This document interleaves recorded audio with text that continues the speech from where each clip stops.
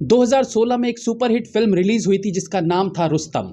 Film के 3 असल स्तंभ थे फिल्म के एक्टर अक्षय कुमार, फिल्म के डायरेक्टर टीनू सुरेश देसाई और फिल्म के स्क्रीन प्ले राइटर विपुल के रावल।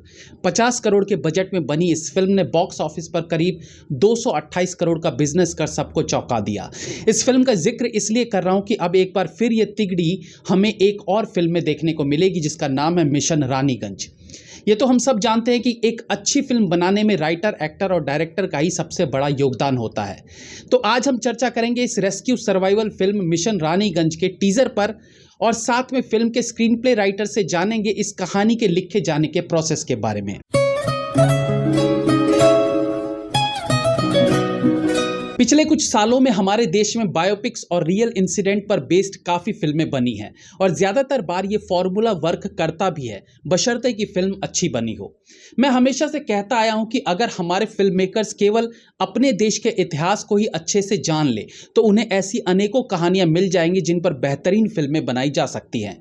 लेकिन दुर्भाग्यवश हमारे यहाँ चोर उचक्कों गैंगस्टर पर फिल्म बनाकर उनका महिमा मंडन तो किया जाता है, लेकिन इन असल हीरोज़ की कहानी कहीं दबकर रह जाती है। हमारे इतिहास में अनेकों ऐसे जाबाज हीरोज रहे हैं जिनकी वीर गाथा केवल अखबार के कुछ पन्नों तक ही सिमट कर रह गई थी।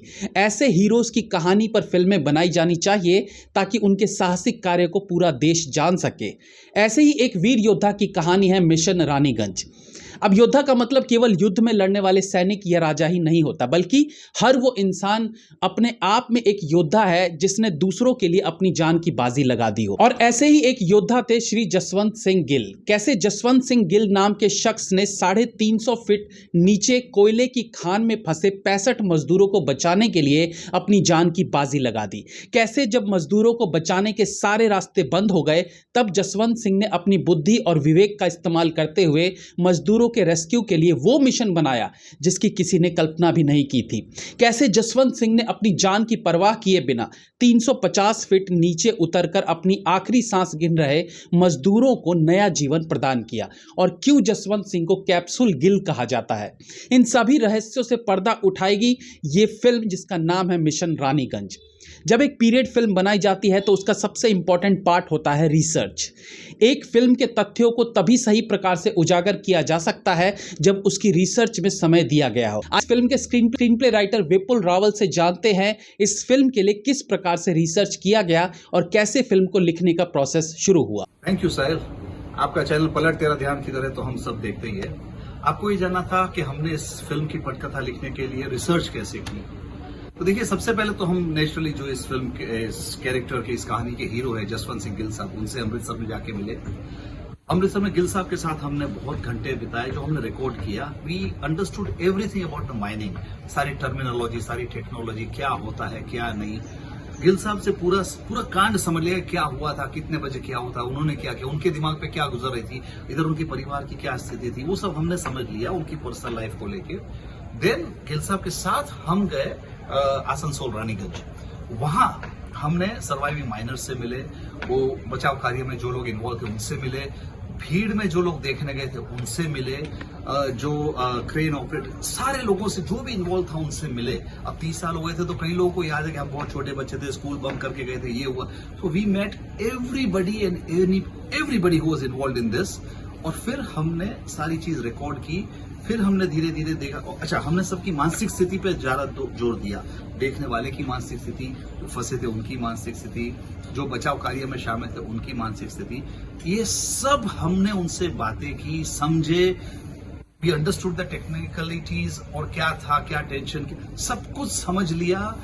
तकरीबन 4-5 महीने लगे ये सब करने में। उसके बाद हमने लिखना शुरू किया पटकथा। सो या it was a process, but it was a very fulfilling process. बहुत कुछ सीखने मिला। हम रानीगंज आसनसोल का एरिया पूरा हमने देख लिया। उस बहाने हमने वहां के लोगों से मिले। वहां का एक, देखिए क्या है, हर क्षेत्र का एक चरित्र कैरेक्टर होता है। वहां का भी एक बहुत ही स्ट्रॉन्ग कैरेक्टर है उस एरिया का, वो हमने देखा। एंड फिर हमने कहानी लिख दी। 56 सेकंड का टीजर रिलीज हुआ है जिसमें यह आइडिया लग जाता है कि इस रेस्क्यू मिशन को किस भव्य तरीके से पर्दे पर दिखाया जाएगा। फिल्म की स्टार कास्ट भी सबका ध्यान अपनी ओर आकर्षित करती है। अब जब अक्षय कुमार के अलावा फिल्म में कुमुद मिश्रा, पवन मल्होत्रा, रवि किशन, वरुण बडोला, दिव्येंदु भट्टाचार्य, राजेश शर्मा, जमील खान, ओमकार दास, वीरेंद्र सक्सेना जैसे धुरंधर कलाकार हों तो वैसे भी फिल्म की तरफ लोग अट्रैक्ट हो ही जाएंगे। बाकी फिल्म में एक्ट्रेस के तौर पर परिणीति चोपड़ा देखने को मिलेंगी, जिनके साथ अक्षय कुमार एक ब्लॉकबस्टर फिल्म केसरी पहले भी दे चुके हैं।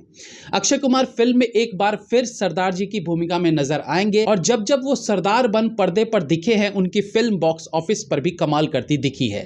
टीजर में जिस तरीके से अक्षय कुमार की एंट्री दिखाई गई है वो अगेन गूज़बम्प्स दे जाती है। तो पॉजिटिव वाइब्स तो आ रही है फिल्म को लेकर और ये अच्छे संकेत है कि अब श्री जसवंत गिल जैसी शख्सियतों पर भी फिल्म मेकर्स की नजरें जा रही है और उन पर फिल्में बन रही हैं। बाकी फिल्म 1989 की कहानी को दिखाएगी तो इसमें वीएफएक्स का भी अहम रोल रहेगा। बाकी बातें ट्रेलर पर जारी रहेंगी। Have a nice day.